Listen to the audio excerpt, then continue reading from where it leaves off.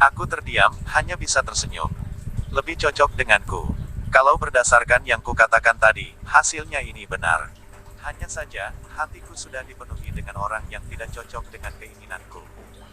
Malam itu mood Wiri Chen menjadi sangat baik. Dia di rumahku menemani Isen dan Joanna bermain dan lalu pulang, dan aku meneliti dan melihat dokumen yang dibawakan Wiri Chen. Owen Cheng lebih tergesa-gesa dari yang aku pikirkan. Besoknya aku baru saja sampai di kantor sudah menerima telepon dari Wiri Chen, berkata Owen Cheng sedang dalam perjalanan ke East Trading Company. Hari ini mereka mau mentandatangani surat kontrak. Aku langsung memasuki mode siaga pagi ini sebelum ke kantor. Riasanku sangat sederhana, tapi berpikir akan bertemu Owen Cheng nanti, aku pergi ke toilet untuk memperbaiki riasanku. Melihat wanita di kaca itu dengan pakaian kantor, rambut pendek sebahu terlihat sangat cocok. Lipstik berwarna merah sangat mendukung penampilannya, tetapi tidak terlalu agresif. Aku menarik napas dalam-dalam. Hari ini adalah pertarungan dari sisi positif aku dengan Owen Cheng. Aku tidak bisa membiarkan diriku kalah. Wiri Chen dan Owen Cheng datang bersama. Aku berdiri di depan ruangan melihat dua orang pria yang memakai setelan jas.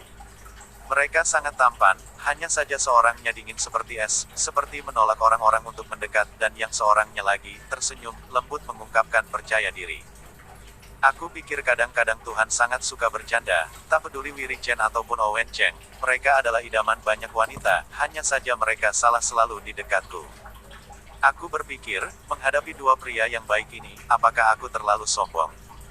Saat sedang berpikir sekretaris menarik lenganku, aku tersadar Wiri Chen dan Owen Cheng sudah berada di depanku. Aku buru-buru tersenyum segan, mengulurkan tangan kepada Owen Cheng. Direktur Cheng, selamat datang, aku harap kita bisa bekerja sama. Owen Cheng melirikku dingin, dan menyambut uluran tanganku. Kami berjabat tangan, tapi aku belum sempat merasakan kehangatan tangannya, dia sudah menarik tangannya, melangkah memasuki ruangan. Aku mengusap-usap tanganku, melihat bayangan Owen Cheng, aku merasa tak nyaman. Aku pikir aku benar-benar tak tahu tentang Owen Cheng, dia kemarin masih memelukku dan memberitahuku kesalahpahaman yang terjadi, dia benar-benar menyukaiku. Tapi hari ini, dia malah memperlakukanku dengan dingin seperti orang tak dikenal. Pria seperti ini, apakah aku bisa masuk ke hatinya? Aku menarik semua pikiranku tadi dan masuk ke ruangan. Biarpun Wiri Chen berada di sini, tapi yang mentandatangani kontrak hari ini adalah perusahaan besar Cheng dan East Trading Company, dan orang yang mentandatanganinya adalah aku. Owen Cheng berkata, sepertinya kerjasama sudah bagus, kalau tidak ada masalah kita tanda tangani saja. Aku meliriknya, menghela nafas dalam, mengambil berkas kontrak tadi. Direktur Cheng, kita harus memastikan lagi apa saja yang termasuk dalam kerjasama. Di dalam berkas kontrak aku mentandai dengan pena. Aku diminta bertindak sebagai pemimpin proyek untuk melakukan yang terbaik untuk menyelesaikan kerja sama ini. Aku juga diminta untuk berpartisipasi dalam perjalanan bisnis dan mutasi kerja yang diperlukan. Owen Cheng dengan wajah datar melihatku, ada banyak hal dalam perdagangan impor dan ekspor yang perlu dinegosiasikan.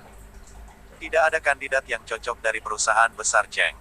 Oleh karena itu, perlu untuk mempercayakan East Trading Company untuk menanganinya. Jadi di mana tempat untuk perjalanan bisnis dan mutasi kerja? Aku terus bertanya. Pulang. Owen Cheng dengan suara berat berbicara, aku menebak sepertinya Owen Cheng menggunakan cara ini untuk menarikku kembali. Hanya saja, aku membaca lagi kontraknya yang membutuhkan waktu 1 tahun saja, dan lagi bisa kenapa kalau aku pulang untuk 1 tahun. Oke, di dalam hatiku pulang juga tak apa-apa, karena aku harus mengurus dokumen Isen Han dan Joanna Si, dan aku pun harus pulang juga untuk itu. Wiri Chen mengerutkan kening ketika dia mendengar bahwa aku harus pulang, tetapi bagaimanapun juga tidak ada celah untuk menghentikannya. Wiri Chen terlihat tak berdaya, sepertinya tidak ada cara baginya untuk meningkatkan moodnya. Sekarang tanda tangani. Ya, Owen Cheng mengangguk. Kontrak itu berjalan lancar, aku menulis namaku di kertas, tapi aku masih terbayang terakhir kali aku mentandatangani surat cerai di kantor catatan sipil. Pikiran bahwa persyaratan kontrak untuk kepentingan pribadi bukanlah tujuanku. Aku tidak tahu harus berkata apa. Ketika aku meletakkan pena, Owen Cheng bicara. Kontrak sudah disetujui, nanti siang aku akan mentraktir Nyonya Luo, sebagai ungkapan kerja sama kita. Dia bicara dengan sopan. Aku tidak biasa dengan panggilan Owen Cheng, dengan sadar menolaknya, tidak usah, kita kerja sama harus senang.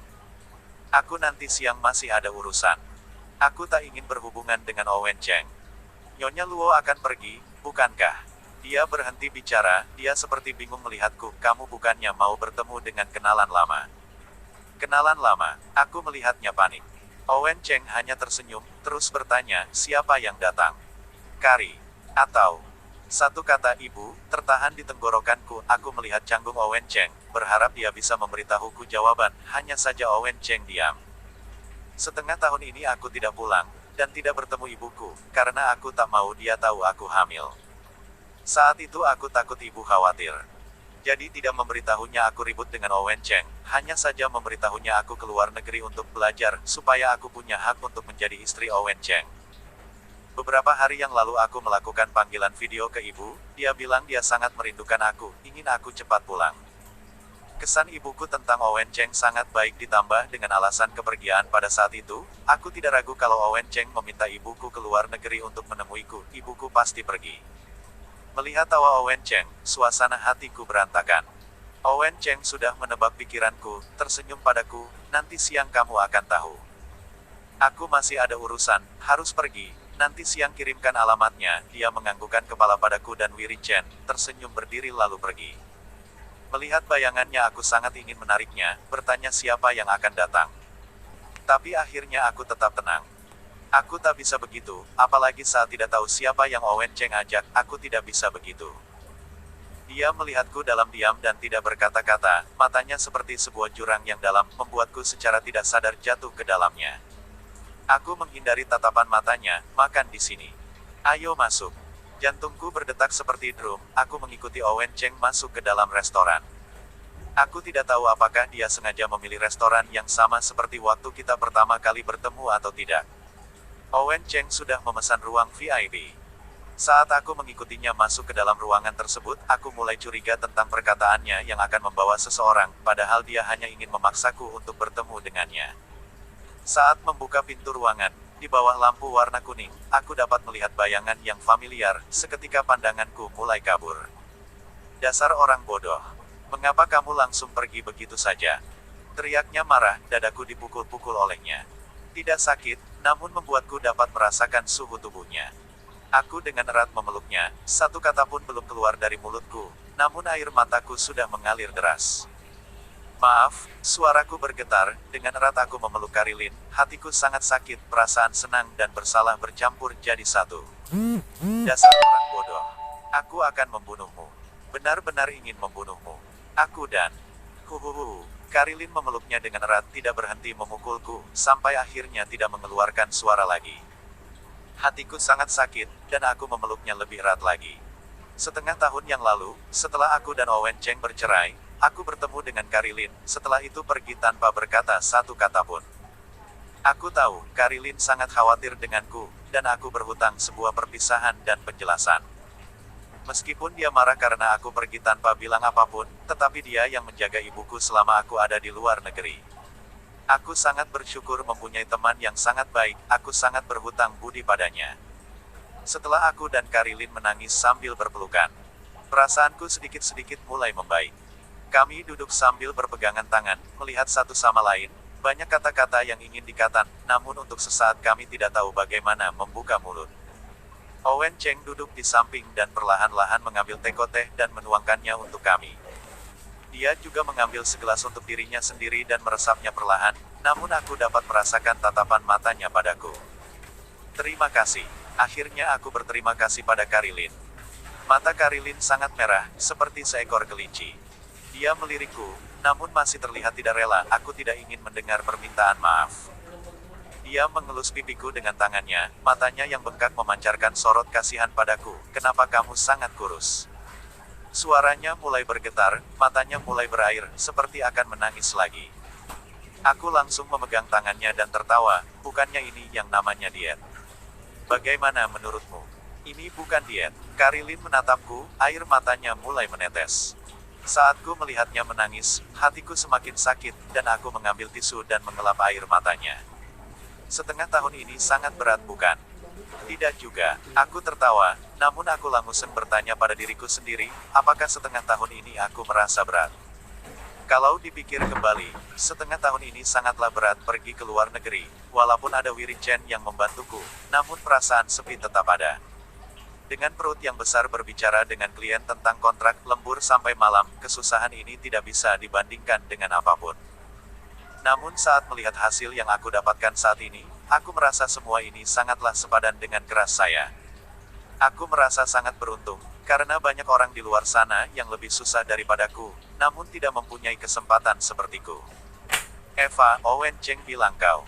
Karilin tiba-tiba berhenti berkata-kata, aku langsung melihat Owen Cheng, di dalam hati bertanya apakah yang dikatakan Owen Cheng tentangku. Owen Cheng melihatku dengan tenang, dan melepaskan cangkir teh dari bibirnya, aku bilang kepada Kari, bahwa kau sudah punya anak. Bibirnya sangatlah bagus dan dibasahi dengan air teh, membuat bibirnya terlihat mengkilap. Suaranya yang rendah seperti medan magnet membuatku terpana. Apakah benar? Karilin bertanya lagi, sorot matanya penuh dengan ketidakpastian. Namun aku tidak sadar bahwa dia sebenarnya menghindari kenyataan ini. Aku dengan ragu menganggukkan kepalaku. Kalau Owen Cheng bisa berkata seperti ini padanya Karilin, ini membuktikan kalau dia sudah mencarinya terlebih dahulu. Aku tidak bisa berbohong lagi, sembunyi pun sudah tidak berguna. Karilin langsung berteriak padaku, Eva Luo, aku benar-benar ingin membunuhmu, masalah seperti ini masih ingin disembunyikan dariku. Awalnya aku tidak memberitahu tentang aborsi, hanya memberitahu bahwa aku sudah menggugurkan anakku supaya Owen Cheng tidak menggangguku lagi. Aku mulai merasa ragu, saat Karilin tahu bahwa aku mempunyai anak, dia tidak terlihat kaget, tapi benar juga Owen Cheng sudah memberitahunya, pasti dia tidak terlihat kaget. Aku takut kamu akan menjualku lagi, dia pun terkaget. Muka Karilin langsung memerah, sambil melihatku dan berkata, aku juga melakukan ini, demi kamu. Aku menganggukkan kepala sambil tertawa. Waktu dulu Karilin lah yang memberitahu Owen Cheng tentang kehamilanku, aku tahu pasti maksud Karilin adalah demi kebaikanku, aku tidak dapat menyalahkannya. Namun setengah tahun yang lalu, aku sangat ingin pergi dari Owen Cheng, dengan alami tidak ingin Owen Cheng untuk memberiku alasan agar aku tidak pergi. Anakmu laki-laki atau perempuan? Aku ingin melihatnya. Karilin memegang tanganku dan menggoyangkannya, waktu itu kita sudah sepakat, aku akan menjadi ibu angkatnya. Aku pun menatap Owen Cheng, satu kata pun tidak keluar dari mulutnya, namun saat Karilin bilang ingin bertemu dengan anakku, matanya sedikit bersinar. Di dalam hatiku ada perasaan yang tidak bisa diungkapkan. Dari saat bertemu dengan Owen Cheng, dia tidak berbicara tentang ingin melihat anakku, di dalam hatiku ada sedikit perasaan yang mengganjal, dan aku merasa gugup. Anak itu adalah anak Owen Cheng, dan Owen Cheng tahu tentang hal ini. Namun kenapa dia tidak membicarakan tentang hak asuh anak, dan tidak bilang ingin bertemu dengan anaknya? Hatiku bingung, Karilin menggoyangkan lenganku dengan semangat. Aku menoleh dan melihatnya, aku melahirkan anak kembar, satu laki-laki dan satu perempuan. Wah, hebat sekali. Kamu langsung dapat dua-duanya. Karilin dengan senang berkata-kata, dia sangat bahagia seperti dia sendiri yang mempunyainya. Aku pun ikut tertawa, hatiku menghangat, namun sudut mataku tetap tertuju pada Owen Cheng. Karilin berkata dengan senang, apakah ada fotonya? Aku ingin melihatnya. Aku membuka handphoneku dan membuka galeri foto. Saat aku ingin memberikannya pada Karilin, tiba-tiba ada satu tangan yang mengambil handphoneku dariku. Apa yang kamu lakukan? Aku langsung mengerutkan keningku. Dan dengan kesal mendongakkan kepalaku, ingin mengambil kembali handphoneku, namun aku melihat sorot mata Owen Cheng yang sangat lembut. Aku tidak dapat berkata-kata, aku menatap Owen Cheng yang sedang melihat layar handphoneku. Bibir tipisnya yang seksi menyumbingkan sebuah senyuman, sorot matanya yang dalam seperti es yang sedang mencair, dan mengalir masuk ke dalam hatiku.